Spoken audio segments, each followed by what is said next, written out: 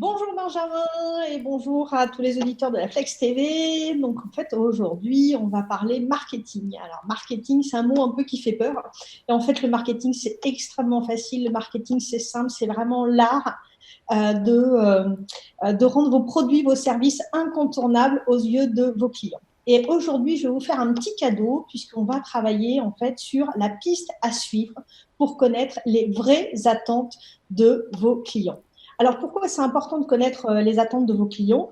Tout simplement parce que si vous connaissez réellement leurs attentes, vous allez plus rapidement transformer toutes vos actions commerciales. C'est-à-dire que vous n'allez pas perdre d'argent, vous n'allez pas perdre de temps, vous allez pouvoir aller droit au but. Et ça, c'est quand même un essentiel.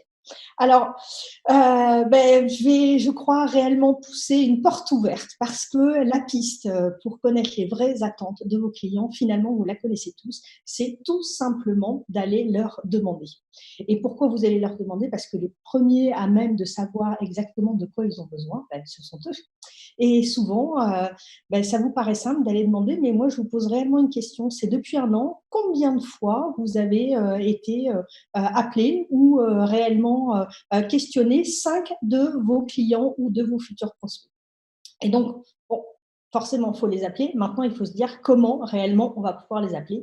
Et dans ce sens-là, je vais partager mon écran. Je vais vous mettre une petite slide et on va rentrer dans des éléments un peu plus clairs, à savoir le fameux comment. Alors, hop, je partage.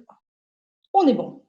Donc, la piste à suivre pour connaître les vraies attentes de vos clients, elle est simple. La première action, automatiquement, vous devez préparer les questions clés. Pourquoi préparer les questions clés? Parce que quand vous allez être en contact directement avec eux, l'essentiel, c'est quand même de savoir où vous avez envie d'aller. Alors, moi, je vous ai donné quelques questions. Forcément, des questions, vous allez devoir vous les approprier.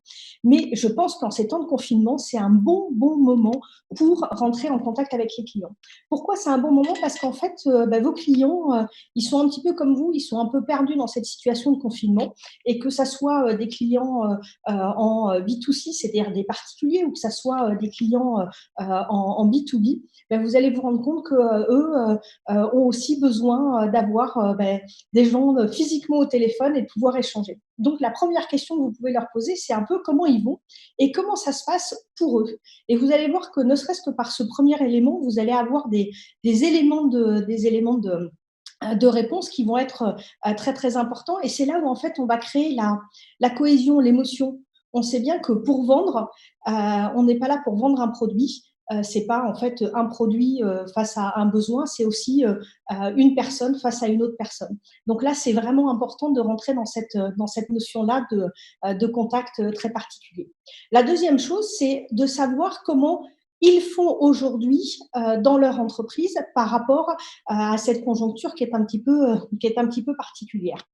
Le troisième, c'est réellement qu'est-ce qui va changer pour vous? Pourquoi cette question, elle est essentielle? Qu'est-ce qui va changer pour vous? Parce qu'il faut être réaliste. On sait pertinemment que la période qu'on est en train de vivre est une période essentielle. Et c'est pas vrai que demain matin, tout va recommencer comme avant. Il va y avoir, notamment si vous êtes sur du B2B, donc avec des professionnels, il va y avoir toute une période où il va falloir relancer la machine, ce qui n'est pas forcément simple. Donc, qu'est-ce qui va changer pour vous? La quatrième question, excusez-moi, c'est en quoi pourrions-vous vous aider demain? Cette question-là, c'est une des questions les plus essentielles. Celle-ci et la suivante, c'est là où il va y avoir réellement un virage sur cet entretien et c'est là où vous allez réellement savoir comment vous allez pouvoir les aider. Et la terminologie aider, elle n'est pas anonyme, utilisez-la. Et puis la dernière question, c'est quels sont les produits ou services que vous aimeriez que nous vous mettions à votre disposition. L'enjeu, il est important, c'est que là, en fait, vous êtes vraiment dans une partie où on se met à disposition d'eux, on est là pour aider. La terminologie d'aider ou aimeriez-vous mettre à votre disposition sont importantes. Et puis, les deux derniers points, c'est bien entendu de sélectionner 5 clients et prospects, mais je pourrais vous en parler à la rubrique de la semaine prochaine, de mardi prochain. Et enfin, de décrocher votre téléphone. Et là, franchement, je vous lance un défi. Go. L'important, c'est pas d'écouter la rubrique, c'est d'être dans le faire. Alors go. Merci Ségolène pour ces clés que tu nous partages. Excellent. Effectivement, faites Ton intro était excellente puisque, oui, depuis quand vous ne l'avez pas fait, vous? Ça paraît basique, hein, je veux dire, on a des clients, ils nous achètent déjà des trucs et on peut a priori se parler et qu'est-ce qu'on pourrait faire de mieux et qu'est-ce qu'on pourrait faire autrement. Et moi, j'avais envie de compléter par la dernière question, ton avis. J'aurais envie de dire, écoutez les clients, mais ils n'ont pas forcément raison sur leurs besoins. Qu'est-ce que tu en penses? Alors, je suis complètement d'accord avec toi. En fait, l'idée, quand tu écoutes les clients, c'est pour ça que les deux dernières questions de comment je peux vous aider ou qu'est-ce qu'on pourrait mettre à votre disposition, le point, c'est qu'ils vont, eux, commencer à amener des éléments de réponse. Et à partir de là, en fait, il va falloir faire un vrai travail de décortiquage, presque de tricotage pour savoir qu'est-ce qu'il y a derrière. Puisque derrière, en fait, quelque chose qui est annoncé, il y a toujours un problème à résoudre.